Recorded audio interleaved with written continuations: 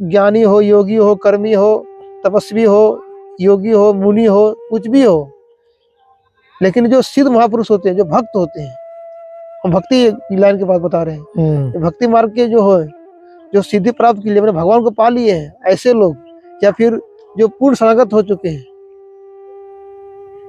उस पर भगवान कृपा करते हैं। और वो चाहे तो सिद्ध महापुरुष अपने कर्मों को काट सकता है। नहीं, पहले कृपा के साधना, उनका कृपा शुरू से अंत तक होता है। साधना भी तो कर रहे हैं, उनकी कृपा से कर पा रहे हैं। तो मतलब पहले कृपा हुई ना। हाँ, पहले कृपा फिर साधना चलेगी। कृपा और साधना दोनों एक साथ चलती है। दोनों एक साथ चलेंगे। जैसे कि कृपा पहले इसलिए है क्योंकि मनुष्य शरीर मिला कृपा से मिला, कोई महापुरुष का संग मिला कृपा से मिला। ये में साधना करनी है, मतलब क्या करना है साधना में? नाम जप करना है, सेवा करना है, दान करना है, यज्ञ करना है, हवन करना है। इसके बारे में आपसे जानना चाह रहा हूँ। देखिए, अपने अपने जगह पर सब उचित है जी। कर्म भी शुद्ध हो, दान भी होना चाहिए जी। यहाँ तक बताया है भागवत में। जी। ये जो उद्धव परमहंस थे, वो भगवान कृष्ण जब जाने लगे थे लोग छोड़ करके, तो जाने के पहले उनको ज्ञान दिया था।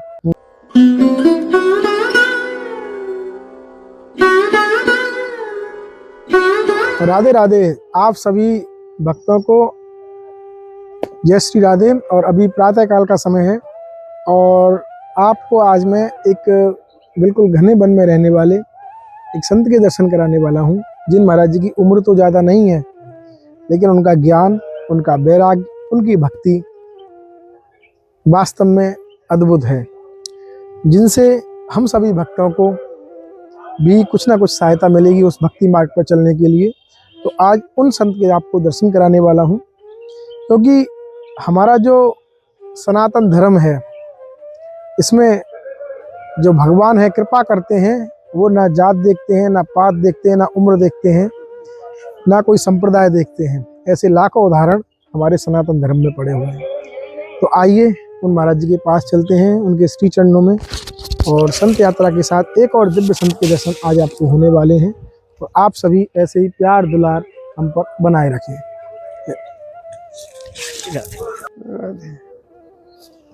संतों की बड़ी करुणा है, दया है, कृपा है।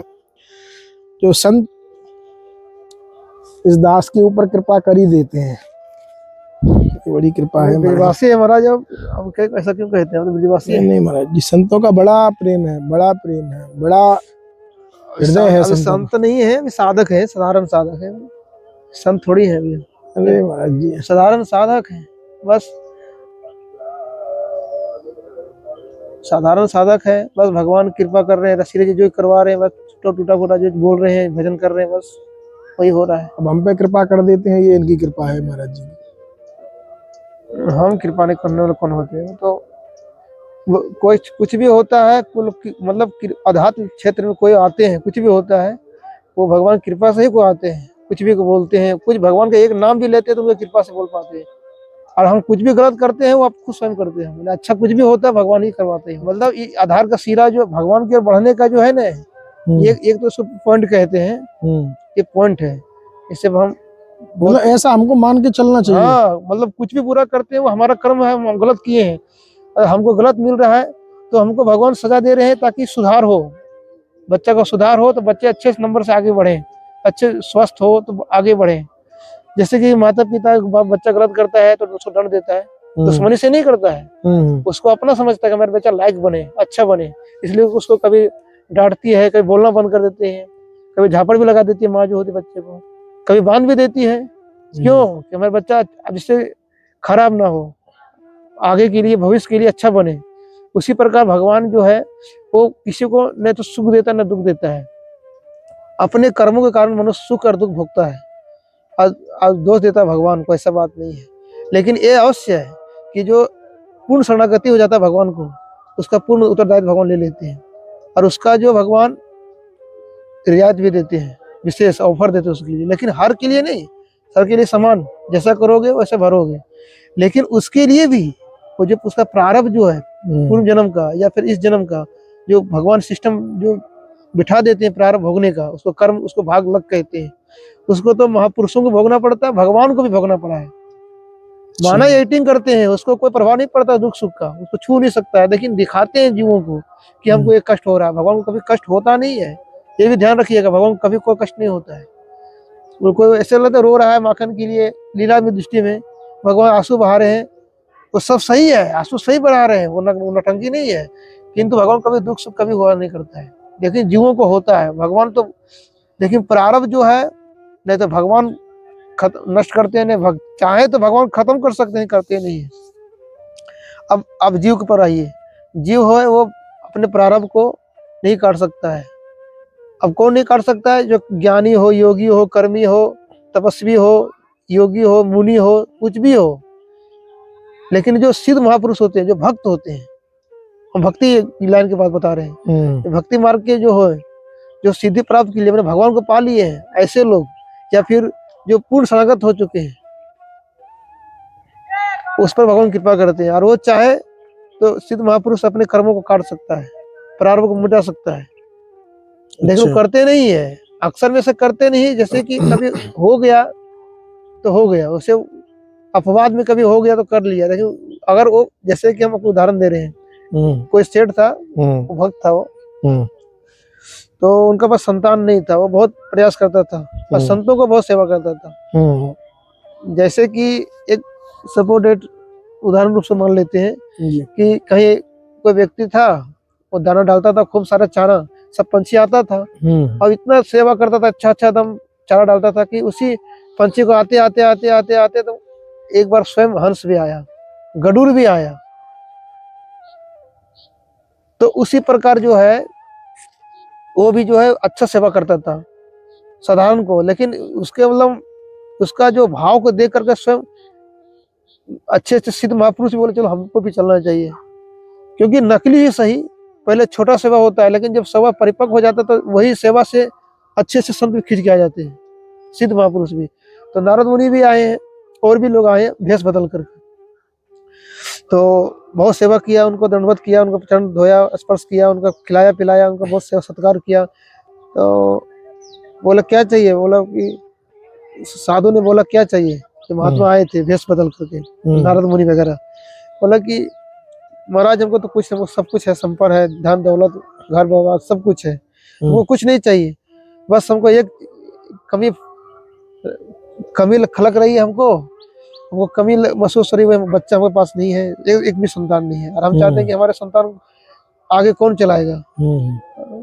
तो हम चाहते हैं कि हमको एक संतान हो जाए, आपको कुछ नहीं चाहिए। तो जो संत आए थे, नारद मुनि जो भेष में, संतों भेष में जो बदल के आया था, वो बोला कि उसने ध्यान किया, बोला तुम्हारे में तो कई जन्मों तो संतान नहीं है, अब और हम तुमको कहाँ दे सकते हैं, जब तुम्हारा है ही नहीं तो देंगे कहाँ से?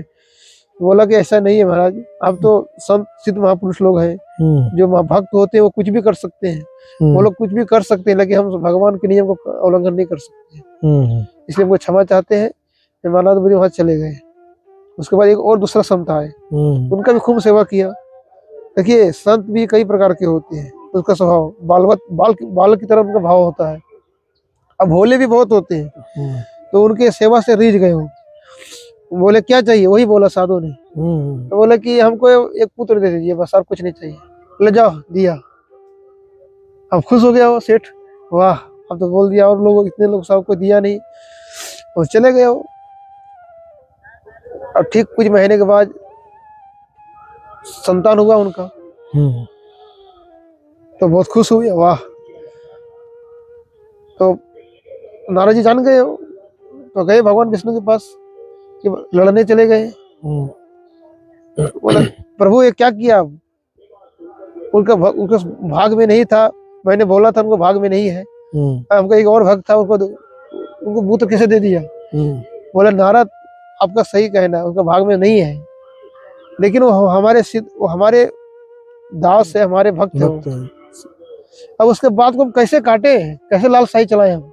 वाह, वही बोलते हैं भक्त के बस में है भगवान। हम चाहे तो उसका भाग भी कहीं नहीं है पुत्र लिखा हुआ, लेकिन अब जो बोल दिया उसको हम बदले कैसे? हम कर ही नहीं सकते हैं वो, इसीलिए हमको देना पड़ा मजबूर होकर के। तो नारद जी गए वहां भक्त के पास, तो प्रणाम किए। सेठ ने बोला कि महाराज आप बोले थे कि तुम्हारे भाग में है ही नहीं, देखो पुत्र हो गया। तो बोला कि वास्तव में नहीं है, तुम्हारे भाग में नहीं है था, लेकिन भगवान जो होते हैं वो भक्त के बात को काटते नहीं काटते हैं। नहीं है। वो चाहे तो काट सकते हैं सभी का, कोई भी ज्ञानी योगी कर्मी हो, लेकिन भक्त के बात को नहीं काटते हैं। वाह। जो सिद्ध महापुरुष होते हैं वो नहीं है, लेकिन जो दे दिया, अब जब वो कर दिया, वो अगर कर दिया तो भगवान सहन करना पड़ेगा उसको, वो काट नहीं सकता वो। अब क्या करें, अब भक्त बोल दिया, अब उसको टाल भी नहीं सकते हैं ना। भक्त को हमारा भक्त बस में रहते हैं, हम भक्त को बात हम काट ही नहीं सकते, माना वो नहीं है, वो जबरदस्ती दे दिया है तो उसको सहन करना पड़ता है भक्त को। वाह महाराज। तो इसी प्रकार जो है वो सिद्ध महापुरुषों का जो है वो भाग को काट सकते हैं, प्रारब्ध को काट सकते हैं, काटते नहीं है, अक्सर काटते नहीं है। अब ये हो गया तो कभी कभी हो गया तो हो गया उससे, फिर अक्सर नहीं काटते हैं। लेकिन एक केवल भक्त के लिए है, ऑफर है, और किसी के लिए नहीं है। भगवान रियायत नहीं योगी देते। के लिए योगी, कर्मी, ध्यानी, ज्ञानी, ब्रह्मयोगी, कोई भी हो, सिर्फ केवल भक्त। भक्त को रियायत करते हैं बस, और किसी को फल नहीं देते भगवान। तो भक्ति जो प्राप्त होती है, जैसा आपने अभी कहा, ये भगवान की कृपा से प्राप्त होती है कि साधन द्वारा प्राप्त होती है? क्या भगवान को हम प्राप्त कर सकते हैं? भगवान की कृपा से ही भगवान प्राप्त होते हैं। तो फिर बैठे रहे, फिर नहीं, कृपा बैठे नहीं रहे, देंगे भगवान तो हम प्राप्त हो ही जाएंगे। बैठे नहीं रहने इसका अर्थ ये नहीं अकर्मण्य अनुमत हो जाओ। भगवान ने भी कहा किससे कि कर्म करते रहो, कर्म का फल ऐसा मत तो करो। फिर साधन योग हुए ना भगवान फिर तो। देखिए नहीं, जैसे हमारा साधना भी आवश्यक है। जैसे मेहनत करोगे, जैसे किसान लोग खेत में काम करते हैं, हल जोतते हैं, खेत को तैयार करते हैं, मिट्टी को उर्वरक बनाते हैं, खाद डालते हैं, सब कुछ करते हैं, फसल डाल देते हैं। अब बोला कि अब जो करेगा भगवान करेगा, तो फिर तुम भगवान तुमको जोतने तो नहीं आ जाएगा यहाँ पर, वो तो तुम करना ही पड़ेगा। अब तुम एक मिनट सब तुम कर दिया। अब कभी कभी ऐसा होता है कि एकदम पाला पड़ गया, चाहे कोई ओला वृष्टि हो गया, कुछ हो गया, नष्ट हो गया फल, चाहे कभी हुआ ही नहीं। तुमने मेहनत खूब किया, नहीं हुआ नहीं, तो तुम्हारे बल से तो हुआ नहीं। लेकिन मेहनत किया तो उसमें बीज जो देता, क्या आपने उसमें बीज डालते हो? क्या धान में जो भी आता है कि उसको आप बढ़ाते हो? नहीं, कुछ भी नहीं करते हो। तो आता कैसे हो? भगवान का देन हो। लेकिन आपका भी साथ हुआ उसमें, आपका भी हेल्प हुआ, आपने भी मेहनत किया, भगवान ने भी दिया। तो दोनों कंबाइंड है, वो आपका भी आवश्यक है, आपका भी साधना जरूरी है, भगवान की कृपा भी जरूरी है। कृपा बिना साधना की नहीं हो सकती है। अब जब आप साधना करके जब अंतःकरण शुद्ध करोगे, वो भी कृपा से ही तुम साधना कर पा रहे हो, वो भी कृपा से भगवान का। नहीं, पहले कृपा के साधना, उनका कृपा शुरू से अंत तक होता है। साधना भी तो कर रहे हो, उनकी कृपा से कर पा रहे हो। तो मतलब पहले कृपा हुई ना। हाँ, पहले कृपा फिर साधना चलेगी। कृपा और साधना दोनों एक साथ चलती है। तो दोनों एक साथ चलेंगे। हाँ, जैसे कि कृपा पहले इसलिए है क्योंकि मनुष्य शरीर मिला कृपा से मिला, कोई महापुरुष का संग मिला कृपा से मिला। कृपा पहले आता है, कृपा तो हो गया तुमको, अब तुम साधना करो, ये तुम्हारा कृपा है, साधना कर रहे हो। अब भगवान ने मनुष्य शरीर दिया, महापुरुष उनका कृपा है। उसके जब अंतःकरण शुद्ध हो गया, इसके पर भगवान नहीं मिलेंगे, आपको कुछ नहीं मिलने वाला। शुद्ध हो गया, ठीक है, रखो, शुद्ध हो गया तो मेरा क्या मतलब उसे, अभी भी माया है। अब भगवान शक्ति देते हैं महापुरुषों को, और उस शक्ति को वो जीव में डालते हो, अंतःकरण हृदय में दिव्य हो जाता है। फिर उनकी वास्तविक कृपा मिलता है, असली, फिर उसका साक्षात्कार होता है। तो दोनों आवश्यक है। साधन क्या क्या करने चाहिए कृपा पाने के साधन लिए? साध्य है, बोलते हैं ना, साधन साध्य। साधन साध्य नहीं है, कृपा साध्य है। किंतु साधना से हमारा अंतःकरण तैयार होता है, जिस पर वो कृपा करे भगवान। अच्छा, जब तुमको बर्तन नहीं रहेगा, तुमको देगा सामान किसमें? कुछ तो चाहिए, दूध लेने के लिए, कोई पानी के लिए, कोई पार तो चाहिए। हमको तो भगवान को दे दो। तुम जाओगे या दुकान में जाओगे, हम बर्तन लेके आए, हमको तेल दे दो, हमको दूध, सामान दे दो, बोले रखे रहो, मेरे पास पैसा है, लाए हो? नहीं, जब भागो यहाँ से, कुछ सामान तो चाहिए। तो भगवान को लेते नहीं है कि उसके बदले को लेते हैं, वो कहते हैं हम तुमको फ्री में दे देंगे, हमको कुछ नहीं चाहिए। लेकिन जिसमें हम डालेंगे उसके लिए बर्तन तो चाहिए। और तुम्हारा हृदय जो भी गंदा है उसमें हम कैसे डालें? अगर भगवान जबरदस्ती डाल दे किसी जीव को, तो भस्म हो जाएगा पूरा शरीर, उसका चकनाचूर हो जाएगा। राख के ढेर एक कण नहीं मिलेगा, इतना पावर होता शक्ति में। सहने शक्ति भी तो होनी चाहिए। जैसे तुमको अब तुम जिससे सपोर्ट साधारण मान लेते हैं, संसारी जो है, थोड़े में सुख दुख में हम लोग घबरा जाते हैं, बिल्कुल महाराज जी। अचानक किसी को खबर मिला कि एक्सीडेंट हो गया उसका, सब लोग मर गए हैं एकदम, तो हार्ट अटैक हो जाता है। कभी मुंह बंद हो जाता है, बोल नहीं पाता लोग, ऐसा हो जाता है। और घर में आग लग गया अचानक, क्या हो गया क्या हो गया, पागल हो जाते हैं। तो ये जो हल्का दुख है वो हम सह नहीं सकते हैं। अचानक वो गरीब है, कोई भिखवारी, उसको 1 करोड़ की लॉटरी खुल गया और वो सुना वो हार्ट अटैक हो गया। तो ये देखिए, ये थोड़ी सी सुख और दुख हम सह नहीं सकते हैं। हमारी इंद्रियां काम करना बंद कर देता है, वो निष्क्रिय हो जाता है। ये साधारण चीज यार, भगवान का जो प्रेम है जिसके कारण भगवान अधीन होते हैं, भगवान कृपा करते हैं, भगवान साक्षात्कार करते हैं, वो सबसे बड़ी पावर होती है। उसको प्रेम पावर कहते हैं, शक्ति। तो उसके लिए बर्तन तैयार करना पड़ेगा आपको। ये तैयार करना है आपका काम, और उसके बाद वो प्रेम देना है उनका काम। उनके काम से काम बनेगा, लेकिन तैयारी करना, एक खेत को जो उर्वरक बनाना, ये हमारा काम। मैं वही जानना चाह रहा हूँ महाराज तो जी। दोनों जरूरी है। मैं वही जानना चाह रहा हूँ, जैसे आपने बोला भगवान कृपा करते हैं, लेकिन हमें अंतःकरण शुद्ध करना होता ये है, हमारा काम है। हमें बर्तन तैयार करना होता है। तो मैं वही पूछ रहा हूँ, उसमें किन किन चीजों का उपयोग करें, कौन सा रास्ता है? मतलब जैसे कि हमें साधना करनी है, मतलब क्या करना है साधना में? नाम जप करना है, सेवा करना है, दान करना है, यज्ञ करना है, हवन करना है, इसके बारे में आपसे जानना चाह रहा हूँ। देखिए, अपने अपने जगह पर सब उचित है। जी कर्म भी शुद्ध हो, दान भी होना चाहिए। जी यहाँ तक बताया है भागवत में। जी ये जो उद्धव परमहंस थे, वो भगवान कृष्ण जब जाने लगे थे लोग छोड़ करके, तो जाने से पहले उनको ज्ञान दिया था कि महाराज इतने मार्ग बन क्यों गए हैं? अब आप एक हो, आपको पाने के इतने कर्म योग, ज्ञान योग, भक्ति, दान योग, दान के द्वारा ज्ञान की होगा, कर्म के द्वारा पूजा व्रत तपस्या, ये कर्म करो, वो कर्म कांड करो, इतने सारे वो बन गए जी। तब एक मनुष्य एक काल में, एक समय में कैसे समन्वय करे उसको? एक तो उतना बड़ा बुद्धि तो उसको रहता नहीं है, बिल्कुल समझ सात वेद का ज्ञान उसको समन्वय करके उसको हिसाब बैठा ले अपना। जी। तो वो कंफ्यूज हो जाते, क्या करें ना करें, समझ में नहीं आते कि ये करें कि वो करें कि ये करें। यही हो रहा है महाराज जी, कि दान करें उससे काम बनेगा, सेवा करें उससे काम बनेगा। तो भगवान ने कहा है कि उद्धव, जितने भी जो मार्ग बने हैं उससे हमारी प्राप्ति नहीं हो सकती है। हम मात्र एक ही प्राप्ति होगा, भक्ति। अब भक्ति मार्ग से हम केवल प्राप्त होते हैं, और कोई मार्ग से मुझे नहीं कोई प्राप्त कर सकता है। कितना भी तुम ज्ञान कर लो, ज्ञान से ज्ञान तुमको, अज्ञान को खत्म किया, ज्ञान खत्म, नष्ट हो गया, वो आगे नहीं बढ़ा, पर थोड़ा दूर लेके जाएगा, नीचे गिराओगे। पर जितने भी साधन है वो भगवान तक पूर्ण रूप से पहुंचा नहीं सकता आपको, थोड़ी दूर लेके जाएगा वो, और वही छोड़ देगा आपको। योग मार्ग द्वारा संभव नहीं, रिद्धि सीधी मिल सकता है आपको, भगवत प्राप्ति नहीं होगी, माया नहीं जा सकती है। इसलिए बड़े बड़े जो योगी होते हैं, जैसे आपका हम मान लेते हैं, आपका ये जो विश्वामित्र हुए, ऐसे बड़े तप, वो हाई क्लास के थे, वो तपस्वी, मतलब उसके सामने कोई तपस्वी नहीं था, लेकिन फिर भी उसका माया नहीं गया हो, माया था वो। भले माया से कुछ क्षण के लिए बच सकते हो, जैसे कि मधुमक्खी आपको दौड़ा रहा है, मधुमक्खी को अपने छेड़ दिया या किसी कारण आ गया है, अब उससे भागने के लिए बचने दौड़ रहे हैं आप। अब कहीं आपको सरोवर मिला, तालाब मिला, उसमें डूब गए आप। जब तक अंदर में है मधुमक्खी से बचे हुए हैं, लेकिन कब तक रहेंगे अंदर? बाहर तो निकलना पड़ेगा, बाहर निकलेगा फिर हमला करेगा मधुमक्खी। तो उसी प्रकार जो सिद्धियां है, ये जो तांत्रिक मंत्र यंत्र जो भी है, वो टेम्पोररी बचाता हमको, हमेशा नहीं बचाता। हाँ, अब ये भी समझ लीजिए आप, सीधे जो जितना उपयोग करोगे उतना नष्ट होते जाएगा, वो एक दिन खत्म हो जाएगा। अच्छा, जितने भी मार्ग है उसे उद्धव भगवान कृष्ण करेगा, हमसे नहीं पहुंच सकता है, कुछ दूर जाएगा छोड़ देगा। ज्ञान करो, अज्ञान को खत्म करेगा, ज्ञान खत्म। अब तुम पुण्य करोगे, कुछ दूर जाएगा, वो भी खत्म, स्वर्ग जाएगा, स्वर्ग तक, फिर कुछ दिन के बाद मरने के बाद फिर नरक जाओ, नरक के बाद फिर पृथ्वी लोक में आओगे, 84 लाख भटकोगे। भगवत प्राप्ति नहीं हो सकता है, जितने भी मार्ग है।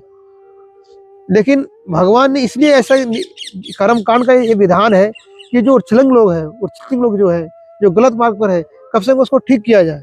अरे भगवत प्राप्ति ना करे तो गलत भी तो ना करे, कम से कम पूरा नीच असत ना गिर जाओ, पतन की आधा पतन ना हो, अधोगति ना हो, कम से कम बना तो रहे उसको सही। इसीलिए सब सारे नियम बना दिए, ज्ञान योग, कर्म योग, कि चलो भाई कम से कम पुण्य करो, नरक से बचो, कम से कम उच्छृंखल जो हो जाते हैं, जो मनमानी करते हैं, उससे तो बचे रहोगे। इसीलिए सब किया गया, लोभ दिया गया, एक एक दान करोगे तो ये मिल जाएगा।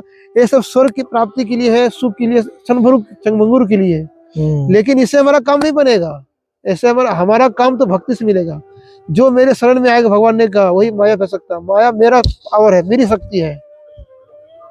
माया हमारी पावर है, वो किसी शक्ति से वो नहीं छूट सकता। कितना बल लगाओ, भगवान कहते ताकत मत लगाओ, हमारे शरण में आ जाओ। हम उसको बोले हट जाओ, हमारे शरण में आ गया, वो हट जाएगा।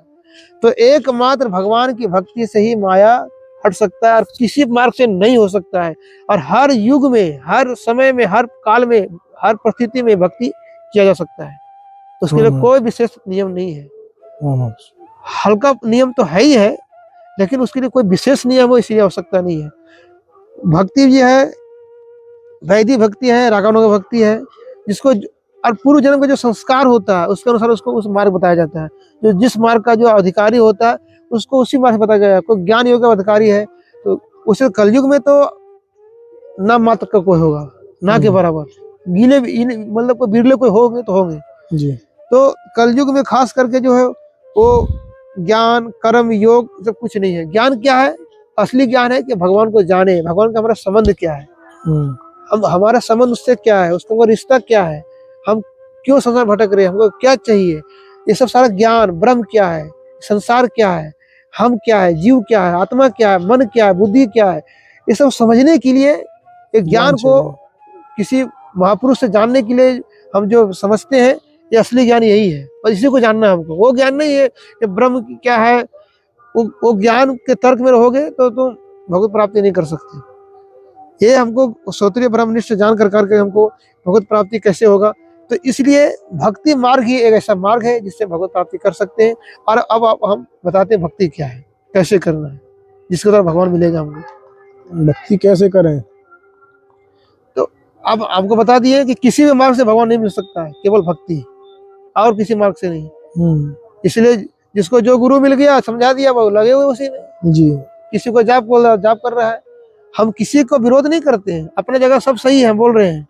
एक श्रेणी सबका है, स्टेप बाय स्टेप सीढ़ियां हैं। जो अब हम पहली क्लास में पढ़े हैं और हमको 10वीं का कक्षा के पुस्तक दे तक समझ में नहीं पाएंगे, हम नहीं समझ पाएंगे। तो जो जिस अधिकारी है, अधिकारी भेद बता रहे हैं आपको जी। तो जो जिस क्लास का उसको बताते हैं, हाँ भैया तुम जप करना, तो थोड़ा यात्रा करो, तो जप करो, तो दान करो। अपने जगह सब सही है, लेकिन आपको अंत में भक्ति मार्ग में पहुंचना पड़ेगा। उसी से काम बढ़ेगा, इससे काम नहीं बढ़ेगा। लेकिन नीचे के लिए सब सीढ़ियां हैं, सहायक है भक्ति, जितने भी मार्ग हैं। और भक्ति जो है, तो भक्ति मतलब होता है मन को संसार से हटाकर भगवान में केंद्रित करना, भगवान में लगाना। आप बोलोगे भगवान कभी देखे नहीं, हम कैसे लगाएंगे उसको? तो भगवान ने बहुत हम लोग आज़ादी दे दिया है कि देखो, हमको दर्शन जब तक तुम्हारा अंतःकरण शुद्धि नहीं होगा, दिव्य प्रेम नहीं मिलेगा तुमको, दिव्य दृष्टि मिलेगा, तब तक तुम देख नहीं सकते हो। और बिना देखे तो हमको हमारा ध्यान कैसे करोगे? तो इसलिए भगवान ने कहा कि तुमने जो भी रूप बना लोगे, जो भी नाम लोगे, हम उसको अपना मान लेंगे। बस तुम श्रद्धा से मान लो कि हाँ, इस नाम में भगवान की समस्त शक्तियां विद्यमान है, सरस शक्ति जितने भगवान में है सब कुछ इसमें है। बस एक भरोसा कर लो, श्रद्धा कर लो, विश्वास कर लो, और बस कोई भी नाम ले लो। भगवान का ध्यान करते हुए, कीर्तन करते हुए, आंसू बहाते हुए जी, उनका चिंतन करते हुए निरंतर कीर्तन कीजिए। पहले निरंतर तो नहीं होगा, लेकिन जो भी समय मिले आप कीर्तन करते हुए, भगवान का ध्यान करते हुए कीजिए, आंसू बहाते हुए कीजिए, उसको अपना मानिए। एक बार में नहीं होगा, अभ्यास करते करते होगा, और अंत में इसी से आप आगे बढ़ोगे। अब और जब अंतःकरण शुद्ध हो जाएगा तब तो बहुत प्राप्ति हो जाएगी। ठीक है महाराज जी, बड़ी कृपा की। देखिए, जैसा मैंने वीडियो के प्रारंभ में बताया था कि संतों के पास जाने का यही असली आनंद होता है। वास्तव में महाराज जी ने कितने सरलतम रूप से उस परमपिता परमेश्वर की अनुभूति प्राप्त करना, उनको प्राप्त करने का एकदम सरल रास्ता बताया है कि कोई जो रास्ता आप चल रहे हो वो रास्ता ठीक है, उसका कोई विरोध नहीं है। लेकिन अगर भगवान को कहीं प्राप्त किया जा सकता है, सिर्फ भक्ति मार्ग द्वारा ही उस परमपिता परमेश्वर की अनुभूति और उनको प्राप्त किया जा सकता है। तो आप सब भी निष्काम होकर अपने मन द्वारा उस भगवान की आराधना में लग जाएं जो आपके इष्ट हैं, क्योंकि समय बहुत कम है। कली काल है, प्रतिदिन अखबारों में, न्यूज़पेपर में पढ़ते हैं आज बस पलट गई, आज इतना एक्सीडेंट हो गया, आज इतने लोग चले गए, तो कोई पता नहीं है पल भर का, ना बुढ़ापे का इंतजार करो, आज से ही राधा राधा जपना प्रारंभ कर दो। बस हम तो यही आप लोगों से प्रार्थना कर रहे हैं। बाकी आप सब लोग ज्ञानी हैं, आप सब लोग ज्ञानी हैं, आप सबको कोटि कोटि प्रणाम। भाई जी कुछ कहना चाह रहे हैं आप इससे? इसीलिए तो कहे हैं जी। कि समय का आप जो बताए बहुत ही बेहतरीन बात बताए आपने। अरे महाराज जी। हाँ, ये भगवान कृपा से बताए आप जी जी कि समय बहुत कम है, पता नहीं अगला क्षण मिले ना मिले, कब हमारा शरीर छूट जाए, कोई भरोसा नहीं। अभी सुने होंगे कोई सो रहे हैं, सोते रह गए, हार्ट अटैक हो गया, पता नहीं क्या हो गया। वो हार्ट अटैक नहीं है, वो यमराज का अटैक है वो। तो इसीलिए जब भी समय मिले आपको एकांत में बैठ के घंटा 2 घंटा भगवान का चिंतन करते हुए आंसू बहाते हुए कीर्तन कीजिए। बस श्वास श्वास से राधे राधे राधे जप कीजिए, बोलना नहीं है, जितना जल्दी हो सके। इसलिए प्रहलाद जी ने कहा कि बालक अवस्था से भगवान में लग जाओ, क्योंकि बड़े होने पर कुसंग प्रभाव हो जाता है और संसार में आसक्ति अटैचमेंट अधिक हो जाता है, तो उसे डिटैचमेंट करने में समय लगता है। इसीलिए एक कहानी बताते, तो छोटा सा बताते, ज्यादा नहीं। जी जी अवश्य। ये एक ही गुरु के 3 शिष्य थे, और एक बाबा थे, साधु एक और थे, वो अलग थे। तो 3 स्त्रियां थी, 3 उन्हीं का शिष्य था। एक बच्ची थी, एक जवान थी, बूढ़ी थी। तो एक बार क्या, वो रास्ते से कहीं जा रहे थे काम से, तो जो साधु जा था वो मौज में आ गए वो, और उसको ऐसा लगा कि कुछ बोलना चाहिए, तो उसको देख करके बोला वाह, बोला अगली न पिछली, बलिहार जाऊं बिचली। देखिए जो संत होते हैं वो हर चीज को में ज्ञान छुपा रहता है, वो हर चीज से ज्ञान लेते हैं, किसी से भी ज्ञान ले सकते हैं और ज्ञान दे सकते हैं। तो सुन लिया वो तीनों ने, तो जाके गुरु जी से शिकायत कर दिया। तो उसको बुलाया, क्यों भक्त ऐसा क्यों कर रहे हो, ऐसा क्यों बोला उनको शर्म नहीं आता, ऐसे बोलना चाहिए, तुम भी साधक हो। बोला कि गुरुदेव हमको हमारा अच्छा माफ कीजिएगा अपराध, लेकिन क्यों बोले। गुरु जी तो समझ गए क्यों बोला, तो लेकिन वो लोग समझ नहीं पाया। तो बोले देखिए गुरु जी, इसलिए बोले कि ये बचपना जो होता है उसमें विवेक नहीं होता, सोच समझने की बुद्धि नहीं होती है कि क्या सही क्या गलत है। और जो वृद्धावस्था जब हो जाता है तो शरीर जर्जर हो जाता है, उसमें समस्त इंद्रियां शिथिल हो जाती है, न देखने की शक्ति होती है, न सुनने की, न चलने की, न बोलने की, ये कफ पित्त वात सब आ जाते हैं, कमजोर हो जाती है। तो उसमें भजन तो हो ही नहीं पाता है, क्योंकि उसमें शक्ति चाहिए। तो बुढ़ापे में भक्ति नहीं हो सकता है, और बचपना में उतना समझ नहीं होता है, तो उसमें भी सही से भक्ति नहीं हो पाता है। और जो जवान स्थिति होती है उसमें सोच समझ लेते हैं हम लोग, पढ़ लिख करके हम लोग काफी जानकारी भी आ जाता है हमको, हम काफी समझदार भी हो जाते हैं उस समय। तो भक्ति का जो अच्छा समय होता है वो जवानी में होता है। तो इसीलिए हमने कहा अगली न पिछली, बलिहार जाऊं बिचली। बिजली मतलब अगली मतलब बुढ़ापा, तो वो भी ठीक नहीं होता। और जो बहुत छोटे होते हैं उसमें भी बुद्धि नहीं होता, तो इसलिए मैंने कहा बलिहार जाऊं बिजली। तो जवान अवस्था होता है, इसलिए मैं कहा अगर तुम बचपन में नहीं लग सके तो युवा अवस्था आ गया तो युवा में भी लग जाओ। वाह, महाराज जी ने बड़ा सुंदर भाव के साथ में आप सभी भक्तों को बताया है। ठीक है, मिलते हैं ऐसे ही दुर्लभ संत दर्शन के साथ सिर्फ संत यात्रा पर। और आप सभी भक्त वृंद, माता बहनें, भाई वृद्ध, आप सब लोगों के फ़ोन कॉल्स व्हाट्सएप के माध्यम से आपके मैसेज प्राप्त होते हैं, और कोशिश रहती है जो आपके प्रश्न हैं भक्ति मार्ग के, वो संतों द्वारा ही उनके उत्तर आप सभी को दिलाए जाएं। और हर संभव कोशिश रहती है किसी का नहीं प्रश्न अगर उत्तर नहीं मिल पाता है तो आप मुझे दोबारा व्हाट्सएप कर सकते हैं। हमारी तो यही कोशिश रहेगी, एक छोटा सा प्रयास है अपने सनातन धर्म के सभी हिंदू भाई बहनों को एक जागृत करने का, संत यात्रा का। आप अपना प्रेम अवश्य ही बरसाए रखें। जय श्री राधे। ठीक है, दंडोत महाराज जी, आपको भी कोटि कोटि प्रणाम, आपने इतना समय दिया महाराज जी। जय हो संत भगवान। जय हो।